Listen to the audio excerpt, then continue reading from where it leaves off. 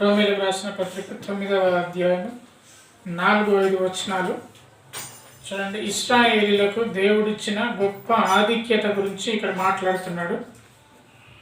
నేను చదువుతున్నాను చూడండి. వీరు ఇశ్రాయేలీలు దత్తపుత్రత్వమును, మహిమను, నిబంధనలను, ధర్మశాస్త్ర ప్రధానమును, అర్పణాచారాదులను, వాగ్దానములను వీరివి. పితరులు వీరివారు. శరీరమును బట్టి క్రీస్తు వీరిలో పుట్టెను. ఈయన సర్వాధికారి అయిన దేవుడై ఉండి నిరంతరము స్తోత్రార్హుడై ఉన్నాడు. ఆమేన్. చిన్న ప్రార్థన చేసుకుందాం. ప్రేమగల తండ్రి, గడిచిన కాలం అంతా మాకు తోడయండి. చక్కని వాక్యం ద్వారా మీరు మాకు నేర్పించబోతున్న సంగతులను బట్టి వందనము చెల్లిస్తూ తండ్రి, వచ్చిన నీ బిడ్డలకు నీ ఆత్మీయ ఆశీర్వాదాలు తండ్రి వారు పొందుకొని వారి గృహంలోకి వెళ్ళడానికి నీ సహాయం చేయండి. బలహీనతల నుంచి బలపరచండి. ప్రతి విధమైన ఇబ్బంది నుంచి విడుదలనివ్వండి. నీ కృప తోడుగా ఉంచండి. యేసునామమున ప్రార్థిస్తున్నాను తండ్రి. ఆమేన్. గడిచిన 3 రోజులు శుక్రవారం, శనివారం, ఆదివారం మీరందరూ వచ్చినందుకు, మీరందరూ సహకరించినందుకు వందనాలు. లేదా దేవుడు మనతో మాట్లాడుతున్న మాట రోమీయులకు రాసిన పత్రిక 9:4-5 వచనాలు. ఇశ్రాయేలీలకు దేవుడిచ్చిన ఆధిక్యత ఏంటో ఇక్కడ ఉన్నది. ప్రభు అయిన దేవుడు ఇశ్రాయేలీలను తన సొంత ప్రజలుగా వారిని ఎన్నుకున్నాడు. అబ్రహాము నుండి మొదటగా అబ్రహామును పిలిచాడు. అబ్రహాముతో వాగ్దానం చేశాడు. ఇశ్రాయేలీలు ఫరో రాజు దగ్గర ఉన్నప్పుడు, ఫరో రాజు కింద బానిసలుగా బ్రతుకుతున్నప్పుడు వారికి అబ్రహాముతో చేసిన నిబంధనను జ్ఞాపకం పెట్టుకొని ఆ నిబంధనను వారికి స్థిరపరిచాడు. అబ్రహాముతో చేసిన నిబంధన యెహోషువ కాలమునకు అది జరిగించబడింది. అబ్రహాముతో నిబంధన చేశాడు. అది ఎంత దూరం పోయింది? మోషే యెహోషువ వచ్చేంత వరకు ఆ నిబంధన ఉంది. ఆ నిబంధన స్థిరపరచబడింది, అనగా నెరవేర్చబడింది యెహోషువ కాలంలో. పాలు తెన్నులు ప్రవహించే దేశంలోకి వారు చేర్చబడ్డారు. ఆ నిబంధనను దేవుడు నెరవేర్చాడు. తండ్రి అయిన దేవుడు ఇశ్రాయేలీలను తన కొరకు ప్రత్యేకపరుచుకున్నాడు, తన కొరకు ఎన్నుకున్నాడు. నా జనము అన్నాడు. ఇశ్రాయేలు కాని వారు ఉన్నారంటే ఉన్నారు, కానీ వారు ఆయన ఏర్పరచుకున్నవారు కాదు. ఇశ్రాయేలును ఏర్పరచుకున్న తర్వాత ఇశ్రాయేలీల నుండి యేసుక్రీస్తు ప్రభువారు వచ్చారు. పాత నిబంధనగా పిలువబడుతున్న గ్రంథంలో ఉన్న ప్రవక్తలందరూ దాదాపుగా ఇశ్రాయేలుని గురించి ప్రవచించిన వారే, ఇశ్రాయేలు గురించి మాటలు మాట్లాడిన వారే. ఇశ్రాయేలీలు వారి జీవిత విధానము చివరిదాకా ఎలా ఉందో వ్రాయబడ్డది మొత్తము పాత నిబంధన గ్రంథమే. దాదాపుగా పాత నిబంధన గ్రంథంలోనే యేసుక్రీస్తు పుట్టుక తెలుపబడింది. యెషయా గ్రంథము యేసుక్రీస్తు పుట్టుకను గురించి ఎక్కువగా రాసిన గ్రంథం. యేసుక్రీస్తు యొక్క పుట్టుక గురించి యెషయా భక్తుడు రాస్తాడు. ఇంతగా మెస్సియా అనబడే యేసుక్రీస్తు ప్రభువారు జన్మించాడు అనే విషయాన్ని ఇప్పుడు మరి ఇశ్రాయేలీలు నమ్మట్లేదు. నిజానికి వ్రాయబడ్డది వారికే, తెలిపింది వారికే, పుట్టింది కూడా ఇశ్రాయేళ్ల సంతతి నుండే. యేసుక్రీస్తు ప్రభువారు ఇశ్రాయేల్ సంతతి నుంచే వచ్చాడు. ఇశ్రాయేళ్లకు ఉన్న ఘనత ఏంటి? ఇశ్రాయేళ్లకు ఉన్న గొప్పతనం ఏంటి? యూదులకు కలిగిన గొప్పతనం ఏంటి? ఇప్పుడు ఇశ్రాయేల్ అందరినీ యూదులుగా పిలుస్తున్నాం కదా. యూదులకు కలిగిన గొప్పతనం ఏంటి? 4వ వచనము, వీరు ఇశ్రాయేలీలు. అసలు పౌలు ఎందుకు ఈ మాట రాస్తున్నాడు? యేసుక్రీస్తు శిష్యులైన 12 మంది అందరూ కూడా ఇశ్రాయేలీలే. బైబిల్ రాసిన సువార్థికులందరూ ఇశ్రాయేలీలే, అంటే యూదులే. ఇశ్రాయేలులను యూదులను కలుపుతున్నారు. ఒకే ఒక్క వ్యక్తి లూకా, వైద్యుడైన లూకా తప్ప అందరు కూడా యూదా వంశం నుండి ఇశ్రాయేల్ వంశం నుంచి వచ్చిన వారే. మరి ఇంతమంది శిష్యులు, ఇంతమంది శిష్యగణము ప్రపంచాన్ని కదిలించిన శిష్యగణము, మన దేశానికి సువార్త ప్రకటించడానికి వచ్చిన తోమ కూడా ఇశ్రాయేళ్ల సంతతి వాడే. మరి ఇశ్రాయేళ్ల సంతతి వారు ఇంతగా దేవుని సువార్తను ప్రకటించి, దేవుని యొక్క వాక్యమును ప్రకటించి, దేవుని యొక్క మరణమును ప్రకటించిన వారి సొంత వారు యేసుక్రీస్తుని ఇప్పటికీ అంగీకరించలేకపోయారు. నాకు బహు దుఃఖము, నాకు బహు వేదన కలుగుతుందని పౌలు ఎందుకు అంటున్నాడు? అందుకే అంటున్నాడు, నేను అనేక మందికి సువార్తను ప్రకటించాను, అనేక మందికి దేవుని రాజ్య సువార్తను ప్రకటించాను, కానీ నా ప్రజలకు నేను ప్రకటించినప్పుడు నా ప్రజలు వాటిని అంగీకరించట్లేదు. నేను అందరికీ ప్రకటిస్తున్నాను, అందరు అంగీకరిస్తున్నారు. భూదిగంతముల వరకు సువార్తను ప్రకటించాడు అపోస్తలుడైన పౌలు గారు. అయితే ఇశ్రాయేలు రక్షింపబడ్డది కొంతమంది, చాలా తక్కువ మందే. అందుకే పౌలు అంటున్నాడు, నాకు బహు దుఃఖము, బహువేదన కలుగుతుంది. నిజానికి ఇశ్రాయేలుకే యేసుక్రీస్తు ప్రభువు తను ప్రత్యక్షపరుచుకున్నాడు. నేను వస్తాను అని చెప్పాడు. ఎక్కడో తూర్పు దేశంలో జ్ఞానులు వచ్చి ఆయన గుర్తించారు, ఆయన జనాన్ని గొల్లలు గుర్తించారు, కానీ తన సొంత వారు గుర్తించలేకపోయారు. నిజమే కదా? మన అబ్బాయి టాలెంట్ పక్కింటిలో గుర్తిస్తారు, కానీ మనం గుర్తించాం. ఎవరో చెప్తే కానీ మన కుటుంబంలో ఉన్న కుమారుడు చేసే గొప్ప గొప్ప ఘనకార్యాలు మనకు తెలియదు. అంత ఉన్నత స్థితిలో ఈనాటి కాలంలో తల్లిదండ్రులు ఉంటున్నారు, ఈనాటి కాలంలో పరిస్థితులు ఉంటున్నాయి. నిజమా కదా? మన కుటుంబంలో ఉన్న వాళ్ళు చేసే పనికిమాలిన పనులు ఎవరు చెప్తే తెలుస్తుంది? బయట వాళ్ళు చెప్తే తెలుస్తుంది. జనరల్గా చెప్తున్నారు. ఇక్కడ ఇశ్రాయేలుకు దేవుడు తను ప్రత్యక్షపరుచుకున్న ఇశ్రాయేలు దేవుణ్ణి కనుక్కొనలేదు. వారికి పుస్తక రూపంలో ప్రత్యక్షపరచబడ్డది తప్ప యేసుక్రీస్తుని వారు దేవునిగా గుర్తించలేకపోయారు.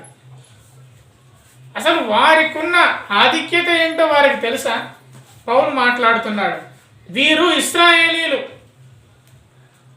ఇశ్రాయేలుకు ఉన్న ఆధిక్యత ఏంటిదో తెలుసా? మీరు అనుకోవచ్చు, ఇశ్రాయేల్ గురించి మనం ఎందుకు తెలుసుకోవాలి, ఇశ్రాయేల్ గురించి మనం ఎందుకు తెలుసుకోవాలి, వాళ్ళు ఎక్కడో అక్కడనే ఉంటారు, వాళ్ళ ముఖం మనం చూసింది కాదు, మనం వాళ్ళ దగ్గరికి పోయింది కాదు. ప్రపంచాన్ని శాసిస్తున్నాయి రెండు శాస్త్రాలు, ఒకటి సాంఘిక శాస్త్రము, ఇంకోటి సామాన్య శాస్త్రం. తెలుగులో చెప్తున్నాను. ఇంగ్లీష్లో ఒకటి సైన్స్, మరొకటి సోషల్. ప్రపంచాన్ని ముందుకు నడిపిస్తున్నది అదే.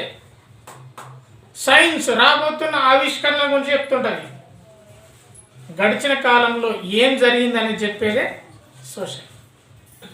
ఇవి రెండు తెలుసుకోవాలి. సైన్స్ ఉంటే సరిపోతుంది, నాకు సోషల్ అవసరమా, చరిత్ర అవసరమా? ఖచ్చితంగా తెలుసుకోవాలి.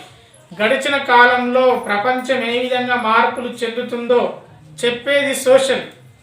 రాబోతున్న దినాల్లో ప్రపంచం ఎలా ఉండబోతుందో చెప్పేదే సైన్స్. ఈ రెండింటిని తెలుసుకుంటేనే నువ్వు విజ్ఞానవంతుడు అవుతావు. గతం మర్చిపోయిన వాడు మూర్ఖుడు అవుతాడు. ఎక్కడి నుండి తాను పైకి లేచాడో, ఎక్కడి నుండి తాను ఎదిగాడో మర్చిపోయిన వాడు మూర్ఖుడు అవుతాడు. కాబట్టి గతము, భవిష్యత్తు రెండింటిని సమపాలుగా చూసేవాడే జ్ఞానవంతుడు. ఇశ్రాయేల్ గురించి మనం ఎందుకు తెలుసుకోవాలంటే, ఇశ్రాయేళ్లకు అంత ఆధిక్యతను దేవుడు ఇచ్చిన దేవుణ్ణి వారు త్రోసివేశారు. ఏమాత్రం ఆధిక్యత లేని మనము దేవుణ్ణి పట్టుకున్నాము. అందుకే యోహాను సువార్తలో అంటాడు కదా, తన్ను ఎందరు అంగీకరించారో వారందరికీ ఆయన కుమారులవుటకు దేవుడు అధికారమును అనుగ్రహించెను. కాబట్టి దేవుని పిల్లలుగా ఉన్నది నిజానికి ఇశ్రాయేలే. కానీ ఎప్పుడైతే మనం ఆయన్ని అంగీకరించామో మనం కూడా దేవుని పిల్లలమైపోయాం. ఇశ్రాయేలుకు ఉన్న గొప్పతనం ఏంటి? ఇప్పుడు మనం చదువుకునే అన్నది ఒక్కొక్కటి గురించి మనం చూస్తాం. ఒక్కొక్కటి ఏంటిది, దాంట్లో ఉన్న గొప్పతనం ఏంటి అని. రోమీయులకు రాసిన పత్రిక 3వ అధ్యాయం 1వ వచనం. రోమీయులకు రాసిన పత్రిక 3వ అధ్యాయం 1-2 వచనాలు. అట్లయితే యూదునికి కలిగిన గొప్పతనం ఏమి, సున్నతి వల్ల ప్రయోజనం ఏమి, ప్రతి విషయం అందును అధికమే మొదటిది, దేవోక్తులు యూదుల పరము చేయబడెను. యొక్క వాక్కు, దేవుని యొక్క మాటలు మొట్టమొదటిగా తెలిసింది ఎవరికి? యూదులకి. యూదులకున్న గొప్పతనం ఏంటంటే, దత్తపుత్రత్వము వారిది, మహిమయు వారిదే, నిబంధన వారిదే, ధర్మశాస్త్ర ప్రధానము వారిదే, అర్పణాచారదులు వారియే, వాగ్దానములు వారివే. మొట్టమొదటిగా దత్తపుత్రత్వం ద్వితీయోపదేశ కాండము 7వ అధ్యాయం 6వ వచనం. దత్తపుత్రత్వము ఇశ్రాయేలుకు ఏ విధంగా దేవుడు సంక్రమింపజేశాడు, ఏ విధంగా వారికి ఇచ్చాడు అంటే, నీవు నీ దేవుడైన యెహోవాకు ప్రతిష్ఠిత జనము, దేవుడైన యెహోవా భూమి మీద ఉన్న సమస్త జనము కంటే నిన్ను ఎక్కువగా ఎంచి, చూడండి, భూమి మీద ఉన్న సమస్త జనము కంటే నిన్ను ఎక్కువగా ఎంచి నిన్ను తనకు స్వకీయ జనముగా ఏర్పరచుకున్నాడు. దత్తపుత్రత్వము అంటే కుమారత్వము. ఎప్పుడైతే మనం ఎవరినైనా దత్తత తీసుకున్నప్పుడు ఆస్తిలో వారికి భాగం ఉంటుంది. ఒకవేళ మనము దత్తత తీసుకున్న తర్వాత మనకు శారీరకంగా జన్మించిన పిల్లలు ఉన్నా కానీ అందరికీ సమాన వాటా ఉంటుందా ఉండదా? ఉంటుంది. కాబట్టి దేవుని ఆశీర్వాదాలలో పాలు వారి, పుత్రత్వం వారిది, కుమారత్వం వారిది. ఎందుకంటే వారిని తన స్వకీయ జనముగా ఎంచుకున్నాడు. ఇశ్రాయేలీయులు కాని వారు ఇంకా అనేక మంది ఉన్నారు. వారికంటే ఎక్కువగా వారిని ఎంచుకున్నాడు, వారికంటే ఎక్కువగా వారిని హెచ్చించాడు. మీరు నా సొంత ప్రజలు, మీరు నా సొంత జనముగా వారిని ఏర్పరచుకున్నాడు. దత్తపుత్రత్వం, కుమారత్వము ఇశ్రాయేలీయులది. 14వ అధ్యాయం ద్వితీయోపదేశ కాండము మొదటి 2 వచనాలు. మీరు మీ దేవుడైన యెహోవా బిడ్డలు, మీరు మీ దేవుడైన యెహోవాకు బిడ్డలు. మరలా ఉంటుందంటే యెహోవాకు మీరు బిడ్డలు. అంటే దత్తపుత్రత్వం ఎవరిది? ఇశ్రాయేలీయులది, మనకు కాదు. మనకు మీన్స్ అన్య జనాంగమునకు కాదు, ఇశ్రాయేలీయులను స్వకీయ జనముగా ఏర్పరచుకున్నాడు.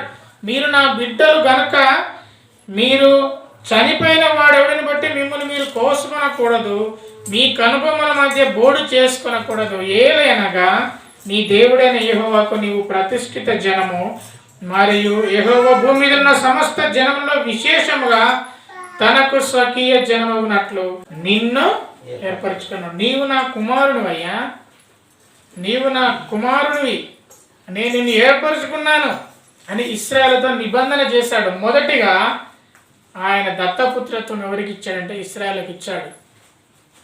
రెండవదిగా మహిమ, దేవుడు మనల్ని మహిమపరచబోతున్నాడు. అంత్య దినములలో తన అతిశయ కిరీటం ఇచ్చి, నీతి కిరీటం ఇచ్చి, మహిమ కిరీటం ఇచ్చి మనందరికీ దేవుడు కిరీటాలు ఇవ్వబోతున్నాడు. మనల్ని ఆశీర్వదిస్తున్నాడు. ఆ ఆశీర్వాదానికి ప్రతిరూపముగా, ఆశీర్వాదానికి గొప్పదైన అంటే ఆశీర్వాదం ఇక్కడ ఉంది, అక్కడ కనబడుతుంది. నిజానికి మహిమ ఎవరిది? ఇశ్రాయేలీయులది. నిర్గమకాండము 40వ అధ్యాయము 34-35 వచనాలు. ప్రభువైన దేవుడు వారికి ప్రత్యక్ష గుడారమును ఇచ్చాడు. ప్రత్యక్ష గుడారం కట్టుకోవడానికి కృపనిచ్చాడు. ఆ ప్రత్యక్షపు గుడారం అంతయు కూడా మహిమతో నిండిపోయింది, దేవుని మహిమతో నిండిపోయింది. ఆ మహిమను వారు కళ్ళారా చూడగలిగారు. మనం చూస్తున్నాం ఈ కాలాన. మనకు ఆ మహిమ ప్రత్యక్షత జరిగిందా? మన మందిరంలోకి రాగానే ఏదో జిగేలం అన్నట్టు ఏదైనా కింద పడి ఏమైనా జరుగుతుందా? అసలు మందిరాల్లో ఏమైనా మహిమ ఉంటుందా? ఏముండదు.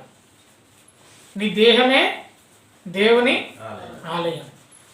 నీలోనే దేవుడు ఉంటాడు. ఆయన మందిరాల్లో ఉండడు, ఆయన ఇంట్లో ఉండేవాడు కాదు. అంటే మందిరాల్లో ఉంటాడు, ఇంట్లో ఉంటాడు, ఎక్కడైనా ఉంటాడు. ముఖ్యంగా నీలో ఉంటాడు. నీవే దేవుని ఆలయము అన్నాడు. ప్రత్యక్ష గుడారంలో తన మహిమను ఇశ్రాయేలు వారికి కనపరిచాడు. తన మహిమ యొక్క ప్రభావం ఎంతనంటే, ఆ మేఘము ఆ మందిరము మీద నిలుచుట చేత మందిరము యెహోవా తేజస్సుతో నిండెను గనుక మోషే ప్రత్యక్షపు గుడారంలోనికి వెళ్ళలేకపోయాడు. దేవుని యొక్క మహిమ అక్కడ కనబడింది. దేవుడు ఈ కాలంలో కూడా మహిమపరచబడుతున్నాడు. నీ బలహీనతల్లో, నీ అనారోగ్య స్థితిలో దేవుడు నీకు తోడైనడం వల్ల, దేవుడు నీతో కలిసి నిన్ను బలపరుస్తుండడం వల్ల దేవుని యొక్క మహిమ నీలో బయలుపరచబడబోతుంది. కానీ అది అందరికీ కనపరచబడి ఒక లిటరల్గా చూసే విధంగా మహిమపరచబడింది కేవలం ఇశ్రాయేలు మధ్యలోనే. వారికి ఆ మహిమ ప్రత్యక్షత ఉంది. ఈనాటి కాలంలో మహిమ ప్రత్యక్షత లేదు. ఈనాటి కాలంలో దేవుని యొక్క కార్యము నీ వ్యక్తిగత జీవితంలో జరిగించబడుతుంది, కానీ ఆ మహిమ ప్రత్యక్షత కన్నులకు కనిపించట్లేదు. నీ ఆత్మీయ జీవితాన్ని వెలిగిస్తుంది. నీ ఆత్మీయ జీవితాన్ని దేవుని యొక్క మహిమ వెలిగిస్తుంది. నీ ఆత్మీయ జీవితాన్ని బలపరుస్తుంది, కానీ చూసేవారి కన్నులకు అది కనబడటలేదు. కానీ ఆ మహిమ కనిపించింది, ఇశ్రాయేలులో కనిపించింది. ప్రత్యక్షపు గుడారంలో యెహోవా తేజస్సు నిండుకుంది. యెహోవా తేజస్సు అంటే ఎంత సూర్యుని కంటే ఎంత గొప్పదైన వెలుగో అంత గొప్ప తేజస్సు ప్రత్యక్షపు గుడారంలో నిండుకుంది. కాబట్టి కుమారత్వము, దత్తపుత్రత్వము ఇశ్రాయేలుది, మహిమను కూడా ఇశ్రాయేలుది. మొదటి రాజుల గ్రంథము 8వ అధ్యాయము 11వ వచనము. సొలొమోను దేవాలయమును కట్టించినప్పుడు, ఆ మహా గొప్ప దేవాలయమును కట్టించినప్పుడు ఈ 11వ వచనం, యెహోవా తేజో మహిమ యెహోవా మందిరంలో నిండుకొనగా ఆ మేఘమున్న హేతువు చేత యాజకులు సేవ చేయుటకు నిలవలేకపోయారు. ఇశ్రాయేలు కాలంలో ఆనాడు ప్రత్యక్షపు గుడారంలో దేవుని మహిమ కనపరచబడింది. అటు తర్వాత సొలొమోను ఎప్పుడైతే మందిరంలో కట్టించాడో ఆ మందిరంలో దేవుని యొక్క మహిమ ప్రత్యక్షత కనిపించింది. అలాంటి మహిమ ప్రత్యక్షత అంటే యెహోవా యొక్క తేజస్సు నిండుకోవడం. యెహోవా యొక్క తేజస్సు నిండుకున్నప్పుడు దానిలో సేవ చేసేవాళ్ళు, దాంట్లో ధూపం వేసే యాజకులు కూడా దానిలోకి వెళ్ళలేకపోయారు. మహిమ, దేవుని యొక్క మహిమ అక్కడ ప్రత్యక్షం కాబడింది. యాజకులు కూడా లోపలికి వెళ్ళలేనంత గొప్పదిగా, హెచ్చుగా ఆనాటి మహిమ ఇశ్రాయేలుకు ఉన్నది. నిబంధనలు కూడా ఇశ్రాయేలులకే. దేవుడు ఏ నిబంధన చేశాడు ఇశ్రాయేలులకు? ఆదికాండము 15వ అధ్యాయము 18 నుండి 21 దేవుడు ఇశ్రాయేలులకు చేసిన నిబంధన ఉంటుంది. ఆ దినమందే యెహోవా ఐగుప్తు నది మొదలుకొని గొప్ప నది అయిన యూఫ్రటీస్ నది వరకు ఈ దేశమును అనగా కెనీయులను, కనాజీలను, కద్మోనీయులను, హిత్తీయులను, పెరిజీయులను, రెఫాయీయులను, అమోరీయులను, కానానీయులను, గిర్గాషీలను, యెబూసీయులను నీ సంతానమునకు ఇచ్చి ఉన్నానని అబ్రహాముతో నిబంధన చేశాను. ఇస్తాను అన్నాడా? ఇచ్చాను అన్నాడా? ఇచ్చి ఉన్నానంటే ఇచ్చేశాడు, నిబంధన చేశాడు. అబ్రహాము, నేను నిన్ను ఏర్పరచుకున్నాను, నేను ఇతను ఒక నిబంధన చేస్తున్నాను. ఇయో ఇంతమంది జనమున్న ప్రాంతాలన్నీ ఐగుప్తు నది మొదలుకొని గొప్ప నది అయిన యూఫ్రటీస్ నది వరకు అక్కడ ఏ ఏ దేశాలు ఉన్నాయో ఆ దేశాలన్నీ కూడా నేను నీకు ఇస్తున్నాను. దేవుడు ఇశ్రాయేలుకు చేసిన నిబంధన. మొట్టమొదటిగా కుమారునిగా ఏర్పరచుకున్నాడు, ఆ తర్వాత మహిమను కనపరిచాడు, ఆ తర్వాత ప్రదేశాలను కూడా ఇచ్చాడు. ఇవన్నీ ఒకదాని వెనుక ఒకటి జరిగినవి కాదు, ఆయా సందర్భాల్లో జరిగినవి. నేను క్రమం తప్పకుండా చెప్తున్నాను. నిజానికి అబ్రహామునకు చేసిన నిబంధన మొదటిది, అవును కదా? అబ్రహాంతో చేశాడు, ఈ ప్రాంతాలు నీకు ఇచ్చేస్తున్నాను, నీకు ఇచ్చేశాను. ఇది ఆనాడు ఇశ్రాయేలుకి ఇచ్చిన నిబంధన. నిర్గమకాండం 24వ అధ్యాయము 8వ వచనం. ఆయన కేవలం ప్రాంతాలుగాను నిబంధనగా ఇవ్వలేదు, మరొకటి కూడా నిబంధన చేశాడు. ఇదిగో అప్పుడు మోషే రక్తమును తీసుకొని ప్రజల మీద ప్రోక్షించి, ఇదిగో ఈ సంగతులన్నిటి విషయమై యెహోవా మీతో చేసిన నిబంధన రక్తము ఇదే. ఇప్పుడు మనము కొత్త నిబంధన రక్తము అంటున్నాం. మనము బల్ల తీసుకునేటప్పుడు, లేకపోతే దేవుని యొక్క శరీరము రక్తంలో పాలు పొందినప్పుడు రక్తము దేనికి సూచన? కొత్త నిబంధనకు సూచన. కొత్త నిబంధనకు సూచన అంటే పాత నిబంధన ఏదో ఉన్నది కదా, అగో ఇదే. అది ఇశ్రాయేలుతో చేసిన నిబంధన. అది ఆయన రక్తమును ప్రోక్షించి యెహోవా మీతో చేసిన నిబంధన రక్తము ఇదే అని వారికి చూపించాడు. 2వ సమూయేలు 7వ అధ్యాయము 16వ వచనం. నీ మట్టుకు నీ సంతానమును నీ రాజ్యమును నిత్యము స్థిరమగును, నీ సింహాసనము నిత్యము స్థిరపరచబడును అనెను. దావీదునకు చేసిన నిబంధన, పితరుడైన దావీదునకు చేసిన నిబంధన. నీ మట్టుకు నీ సంతానము నీ రాజ్యము. మొదటగా సంతానం, రెండవదిగా రాజ్యము, తరువాత స్థిరమగును అని దాని ముందు ఒక మంచి పదం అన్నాడు.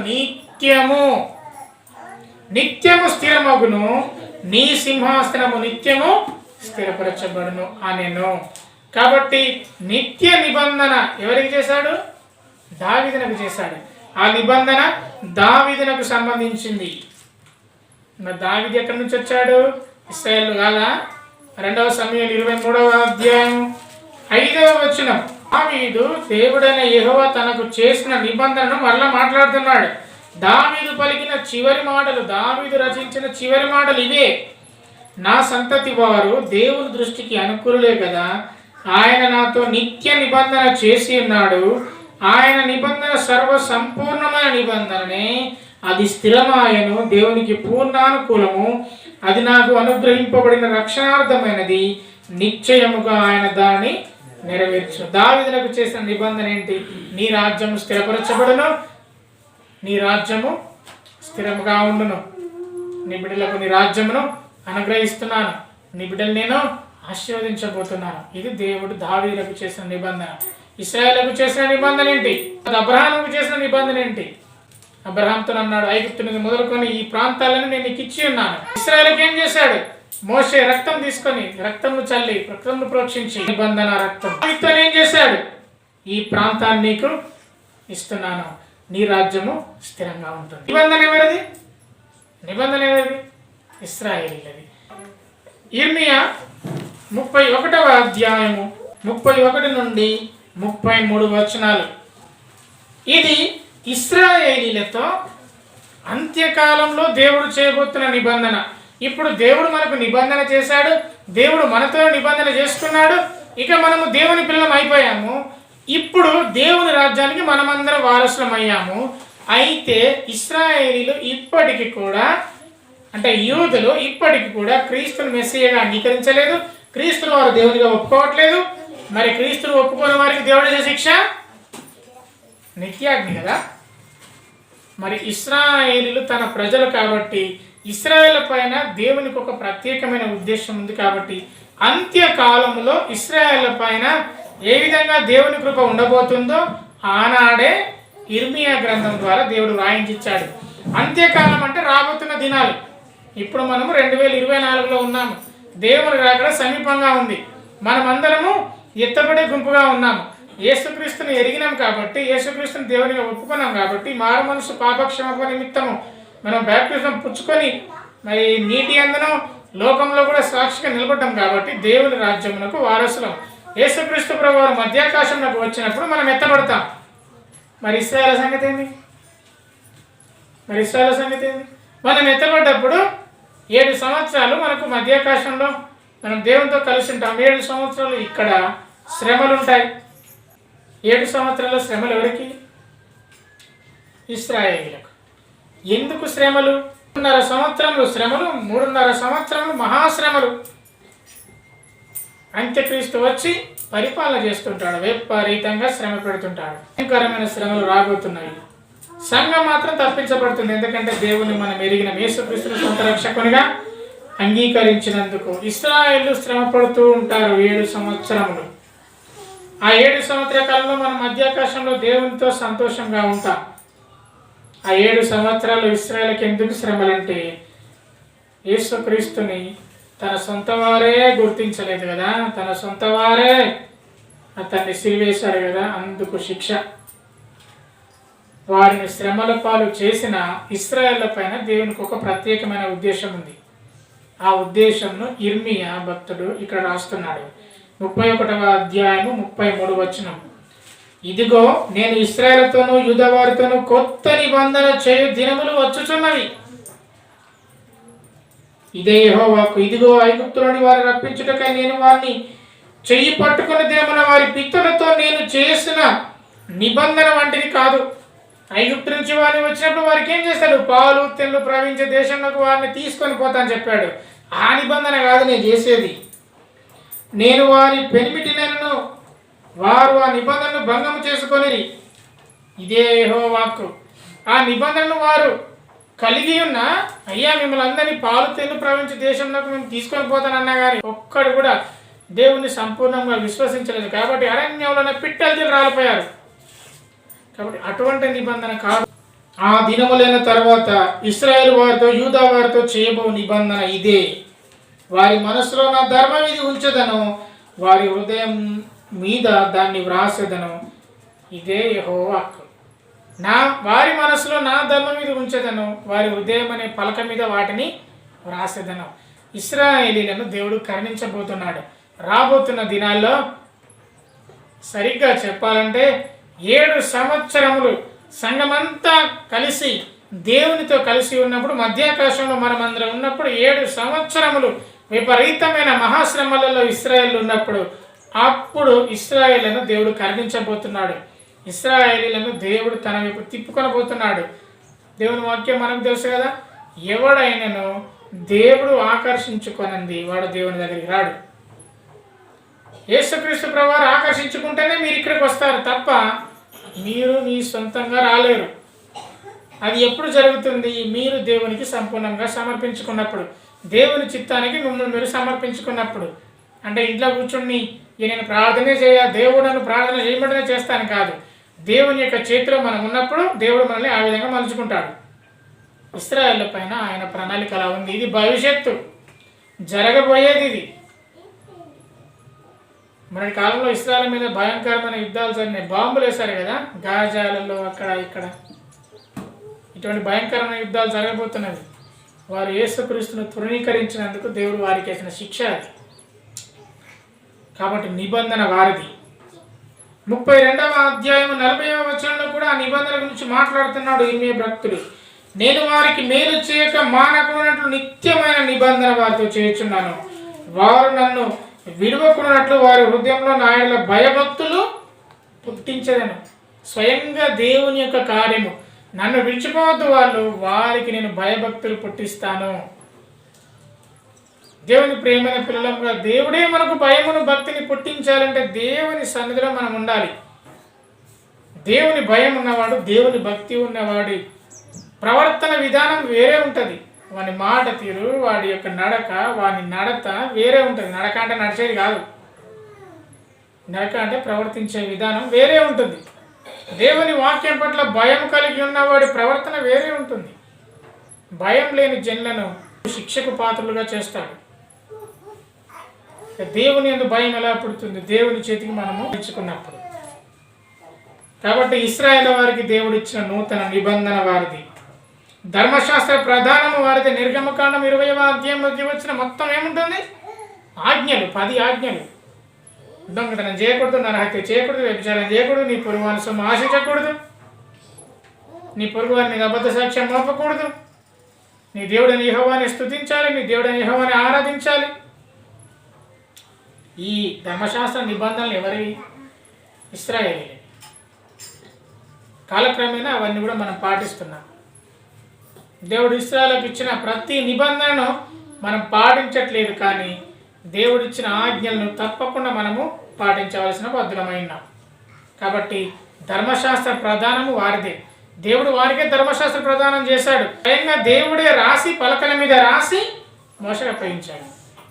కిందనేమో వారు విగ్రహ పూజ చేస్తుంటే ఆ మోషే కోపంతో ఎవరి మీద కోపం చూపాలో తెలియక ఆ పలకల్ని గట్టిగా ఎత్తేసి కింద పడేశాడు. అత్త మీద కోపం తుత్తన్నట్టు, కోపమంతా ఇంట్లో ఉన్న పల్లాలు అద్దాలని బలగొట్టినట్టు ఆయన తన కోపాన్ని అంతా పలకల పైన చూపించి పలకని పలగొట్టినప్పుడు మరలా దేవుడు మోషేను పిలిచి మరలా పలకల పైన ధర్మశాస్త్రం రాసి మరలా ఆయనకు అప్పగిస్తాడు. ధర్మశాస్త్రం అప్పగించింది ఇశ్రాయేలీయులకు అనే విషయాన్ని జ్ఞాపకం చేస్తున్నాను నేను. ద్వితీయోపదేశకాండం 4వ అధ్యాయం 8వ వచనం. మరియు నేడు నేను మీకు అప్పగించుతున్న ఈ ధర్మశాస్త్రం అంతటిలో ఉన్న కట్టడలను నీతి విధులు గల గొప్ప జనమేది? ఇటువంటి కట్టడలు గల గొప్ప జనమేది?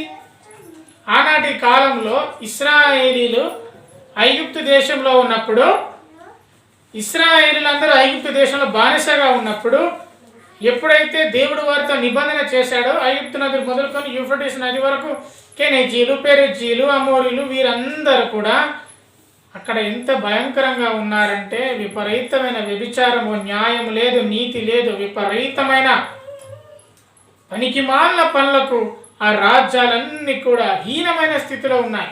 ఇశ్రాయేలును ఏర్పరచుకున్నాడు, అన్యులను చంపించాడు. నిజానికి అన్యులను చంపించడానికి దేవుడు ఏర్పరచుకున్న నిబంధన ఒకటే కారణం కాదు, అక్కడ ఉన్న వారి ప్రవర్తన.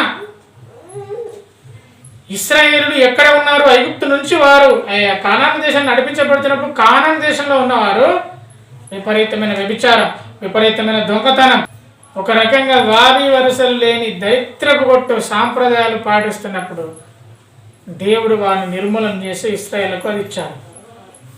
కాబట్టి ఇటువంటి నిబంధన ఉన్న జనులలో అప్పుడు ఎవరు లేరు. ఇటువంటి నిబంధనలు ఎవరికి లేవు. ఎవరికి ఇష్టం వచ్చినట్టు వాడు.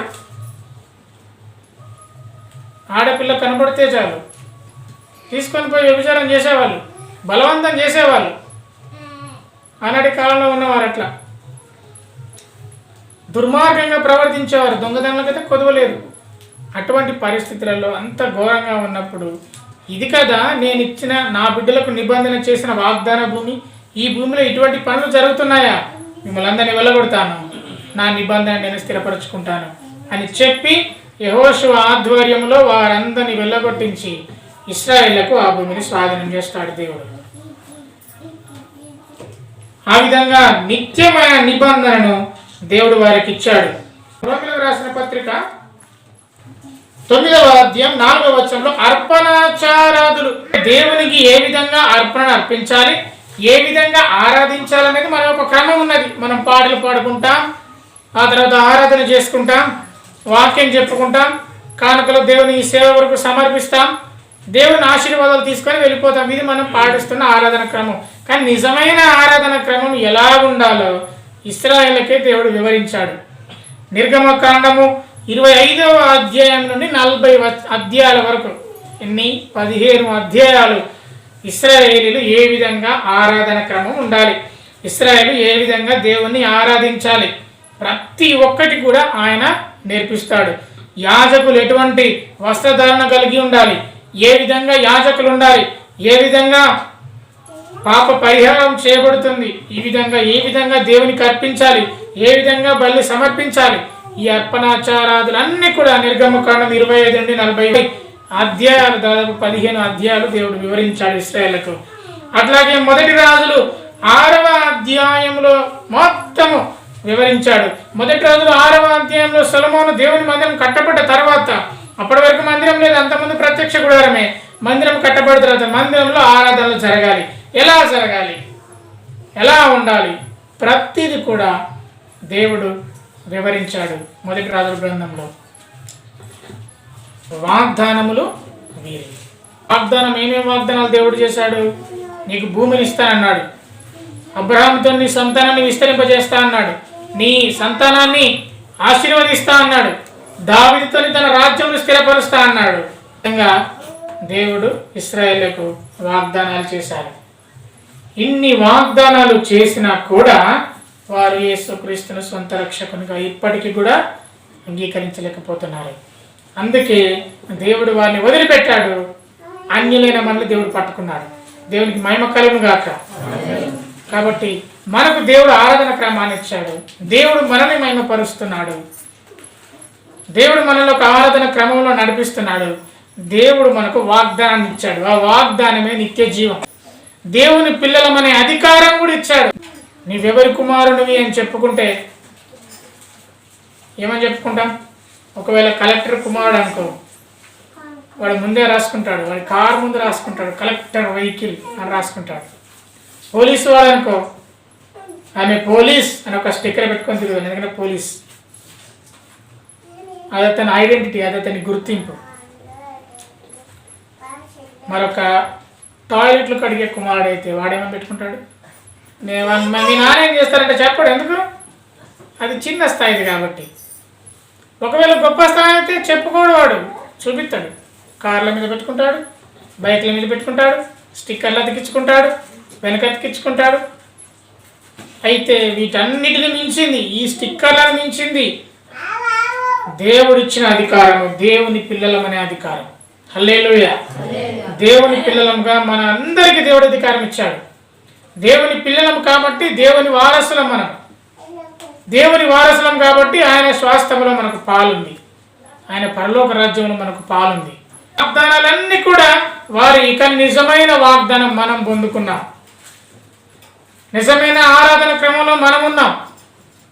నిజమైన కుమారత్వాన్ని కుమారులమనే ఆ అధికారమును మనం పొందుకున్నాం. ఈ లోక రాజ్యంలో దేవుడు మనకి ఇయ్యలేదు, కానీ పరలోక రాజ్యాన్ని మనకు సొంతంగా చేశాడు. తండ్రిగా దేవుడు మనకి ప్రత్యక్షపరుచుకున్నాడు.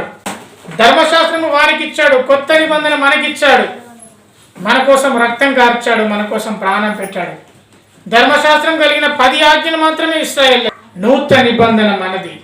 నూతనమైన నిబంధన ఇచ్చి ఎప్పుడైతే నువ్వు దేవుణ్ణి అంగీకరించావో నీవు కుమారుని అవుతావని ఆశీర్వదించాడు.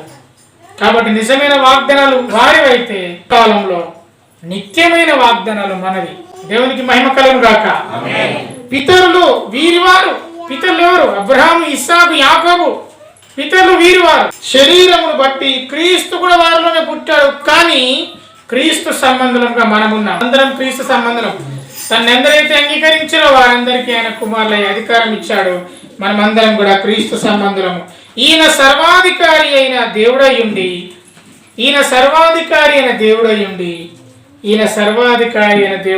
యేసుక్రీస్తు యొక్క దైవత్వాన్ని దేవుడని స్పష్టంగా చెప్పింది రోమీయులకు రాసిన పత్రిక. యేసుక్రీస్తు ప్రభువారు నిజంగా దేవుడా? అవును, ఆయన సర్వాధికారి అయిన దేవుడయ్యుండి నిరంతరము స్తోత్రారుడైనాడు. మన దేవుడు ఆయన ఇశ్రాయేలుకే కాదు, ప్రపంచం అంతటికి దేవుడు. ఫిలిప్పీలకు రాసిన పత్రిక 2వ అధ్యాయం 6వ వచనం, ఆయన దేవుని స్వరూపం కలిగిన వాడయ్యుండి దేవునితో సమానముగా ఉండుట విడిచిపెట్టకూడని భాగ్యం అని ఎంచుకోలేదు, కానీ మనుషుని పోలికగా పుట్టి దాసుని స్వరూపము ధరించుకొని తన్ను తానే రిక్తునిగా చేసుకొనెను. కాబట్టి యేసుక్రీస్తు ప్రభువారు అంటే తండ్రి అయిన దేవునికి వచ్చే మహిమను దొంగిలిద్దామని చూడలేదు, కానీ తను తండ్రి అయిన దేవునితో ఈక్వల్ అయినా అలా ఉండడానికి ఇష్టపడలేదు. ఆయన దాసుని రూపంగా ధరించుకొని రిక్తునిగా చేసుకున్నాడు. దాని అర్థం ఏంటిది? రిక్తుడు అంటే రిక్తుడు అంటే ఏం లేనివాడు అంటున్నాడు. ఇంకా నిజానికి ఏం లేనివాడు కాదు కదా. నిజానికి దేవునితో సమానంగా ఉండడానికి విడిచిపెట్టకూడని భాగ్యం అని ఎంచుకోలేదు. కానీ ఇంగ్లీష్లో మంచిగా ఉంటుంది, దొంగిలించలేదు అని ఉంటుంది. రిక్తుడు అంటే అర్థం ఏంటి? ఏమి లేనివాడని కాదు, కానీ అన్నీ ఉన్నా ఏమి లేనివాడిగా ఉండడం. నిజానికి రిక్తుడు అంటే ఎక్కడైతే మనము హెచ్చించుకోవడానికి అవకాశం ఉందో అక్కడ తగ్గించుకోవడం. ఎక్కడైతే హెచ్చించుకోవడానికి అవకాశం ఉంటుందో అక్కడనే మనము తగ్గించుకోవడం. అంటే నేను ఏ విధమైన గొప్పతనం నాకు కలిగిందో అక్కడ నేను తగ్గించుకోవడం. ఇది రిక్తుడు అంటే. అది యేసుక్రీస్తు ప్రభువారు చేసింది. ఎక్కడైతే నువ్వు హెచ్చించుకోవడానికి అవకాశం ఉంటే ఏం చేస్తాం మనం? ఇంకా ఇంకా ఇంకా ఇంకా హెచ్చించుకునే మనుషులు అనేక మంది ఉండొచ్చు. ఎక్కడైతే హెచ్చించుకోవడానికి అవకాశం ఉందో అక్కడ తగ్గించుకున్నవాడు యేసుక్రీస్తు ప్రభు. నన్ను అలాగే ఉండాలని దేవుడు ఆశపడుతున్నాడు. తగ్గించుకున్నవాడు హెచ్చింపబడాలి. నువ్వు హెచ్చించుకోవడానికి నీకు అనేక అవకాశాలు ఉన్నాయా లేదా? ఉన్నాయి. నీ చదువును బట్టి హెచ్చించుకోవచ్చు, నీ అందమును బట్టి హెచ్చించుకోవచ్చు, నీ డబ్బును బట్టి హెచ్చించుకోవచ్చు. మనం ఎక్కడైతే హెచ్చించుకుంటామో అక్కడ తగ్గించుకునే వారంగా ఉండాలి. హెచ్చించుకోవడానికి అవకాశం ఉన్న ప్రదేశంలో నీ చదువును బట్టి నువ్వు బాగా హెచ్చించుకుంటే అక్కడే నువ్వు హంబుల్గా ఉండాలి. నీ ఆరోగ్యం బట్టి నువ్వు హెచ్చించుకుంటే అక్కడే నువ్వు హంబుల్గా ఉండాలి. ఎలా ఉండాలో నీకు తెలుసులేండి, దాన్ని చెప్పాల్సిన అవసరం లేదు. యేసుక్రీస్తు ప్రభువారు చేసిందే అది. ఆయన తండ్రితో ఉండడము విడిచిపెట్టకూడని భాగ్యముగా, అంటే నేను తండ్రితోనే ఉంటాను, ఈ మహిమంతా నాకే కావాలి, నాకే అందరూ పూజించాలి, నాకే అందరూ ప్రార్థించాలని కోరుకోలేదు, కానీ రిక్తునిగా ఈ లోకానికి వచ్చాడు, ఈ ప్రాంతానికి వచ్చాడు, తగ్గించుకున్నాడు. పాపులతో కలిసి భోజనం చేశాడు, ఏమి తెలనోళ్ళతో భోజనం చేశాడు. కొంతమంది ఉంటారు వారందరితో భోజనం చేయరు, వారికి సపరేట్ ఉండాలి. దేవుడు అలా కాదు. యేసుక్రీస్తు ప్రభువారు తగ్గించుకున్నారు. ఫిలిప్పీలకు రాసిన పత్రిక 2వ అధ్యాయం బట్టి లూకా 2:11 వచనంలో, దావీదు పట్టణమందు నేడు రక్షకుడు మీ కొరకు పుట్టి ఉన్నాడు, ఈయన ప్రభు అయిన క్రీస్తు. రాబోతున్న దినాల్లో మనం క్రిస్మస్లోకి వెళ్ళబోతున్నాం. దావీదు పట్టణమందు కుమారుడు పుట్టి ఉన్నాడు. మరి దావీదు ఎవరు? ఇశ్రాయేలీలే. ఆయనను దేవుడు వారిని త్రోసివేసి మనకు ఆధిక్యతనిచ్చాడు. దాన్ని బట్టి దేవుని స్తుతించే వారమై ఉండాలి. దేవుడు వారికి ఇంకా ప్రత్యక్షపరచబడలేదు, కానీ మనము దేవుని ప్రత్యక్షత మనకు వచ్చింది. ఆయన నిరంతరము దేవుడై ఉండి స్తోత్రారుడై ఉన్నాడు. ఆయనకు స్తుతి చెల్లించుట మానవద్దు. నీ గొప్పతనం చూసి మురిసిపోవద్దు. నీ గొప్పతనంలో నీవు ఎప్పుడైతే తగ్గించుకుంటావో అప్పుడు నీవు దేవుని స్వరూపము లేదా దేవుని వలె ఉండడానికి వీలుంటుంది. అట్టి కృప దేవుడు మనందరికి దయచేయను గాక. అట్టి స్థితిలో దేవుడు మనం నడిపించును గాక. ఆమేన్. మనము దేవుణ్ణి మనము సమర్పించుకుందాం. దేవుడు ఎంత రిక్తుడయ్యాడు, మనము ఆ స్థితిలోకి వెళ్ళడానికి సిద్ధంగా ఉన్నామా లేదా మనల్ని పరీక్ష చేసుకొని ఆయనను గడిచిన కాలంలో కొన్నిసార్లు హెచ్చించుకున్నామేమో, దేవుడు మనల్ని క్షమిస్తున్నాడు. దాన్ని బట్టి దేవుని సన్నిధికి వచ్చి పాప క్షమాపణ పొందుకున్న వారంగా ఉన్నాము. దేవుడు మనల్ని క్షమించేవాడుగా ఉన్నాడు. దాన్ని బట్టి మనం దేవుణ్ణి స్తుతిద్దాం. పొంది తిని నేను ప్రభువాని నుండి ప్రతి శ్రేష్ఠ ఈవులను ఈ భువియందు. పొంది తిని నేను ప్రభువాని నుండి ప్రతి శ్రేష్ఠ ఈవులను ఈ భువియందు. జీవిత యాత్రలో సాగి వచ్చితిని, జీవిత యాత్రలో సాగి వచ్చితిని. ఇంతవరకు నాకు తోడైయుండి, ఇంతవరకు నాకు తోడైయుండి. ఎబెనేజరువై ఉన్నావో యేసు ప్రభువా, ఎబెనేజరువై ఉన్నావో యేసు ప్రభువా. నా రక్షణకర్తవు నీవైతివి,